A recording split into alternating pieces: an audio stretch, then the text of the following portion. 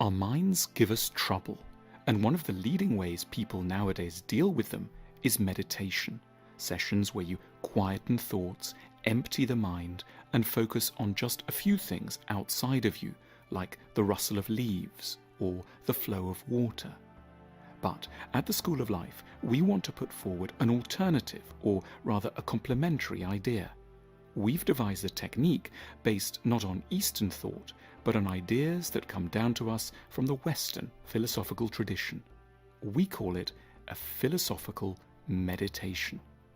The basic premise is that a lot of the trouble in our minds comes from thoughts that haven't been untangled, examined, and properly confronted, and that because life moves so fast, we accumulate a lot of unthought thoughts on a daily basis. Insomnia, for example, is chiefly the revenge of thoughts we haven't had in the day.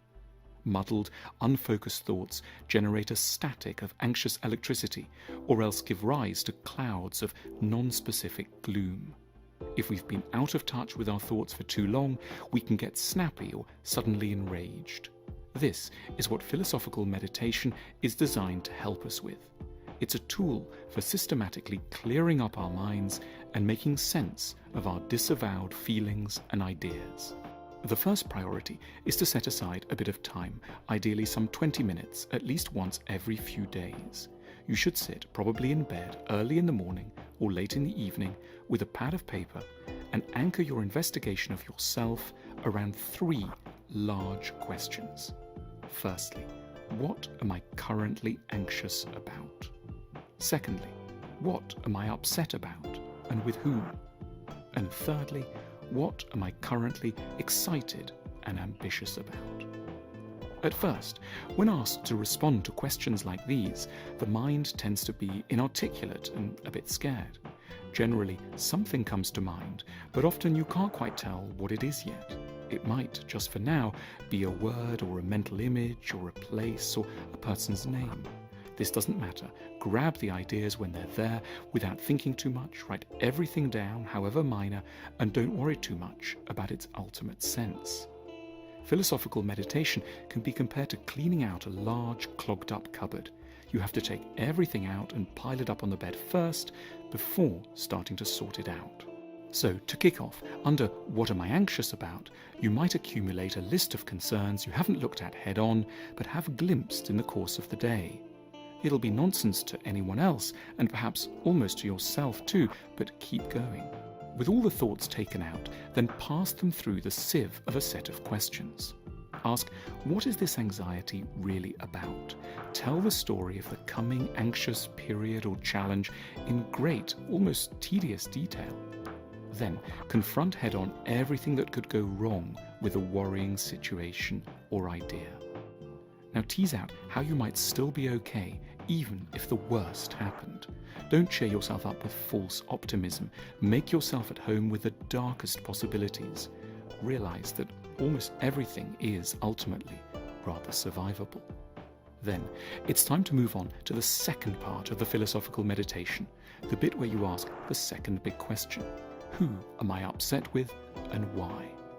The theory here is that we often don't allow ourselves to analyze the hurts that we receive from other people because we're humiliatingly vulnerable and pretend we're not. Yet we pay for this false stoicism dearly, for undigested hurts generate bitterness, confusion, and misdirected aggression. We might go cold on our partners, with whom we're unknowingly furious. So, empty the cupboard of the mind of all its multiple hurts. Take all you've written and pass it through the following set of questions. Retell yourself all of the upsetting incidents you faced in great detail, as if you were telling them to an extremely kind, interested, and patient friend. Then ask, how might a nice person have ended up doing what this person did to you? If they weren't actively mean, what other explanations could there be for the hurt they've caused? Lastly, if this had happened to a friend, how would you advise them? Next, it's time to take out of the cupboard of the mind all the thoughts that relate to ambition and excitement. This means a range of positive emotions, tremors of interest, tentative enthusiasm, delights, and so on, that are hovering on the edges of consciousness. Ask what recently made you feel excited, envious, or desiring. There's then another set of questions to sieve these feelings through. Describe your excitements as if to a sympathetic, interested friend. You need to change your life in certain ways. So what would it be to change your life in the light of this? This exciting thing holds a clue to what's missing in your life. What might be missing? If this thing could talk, what might it tell you?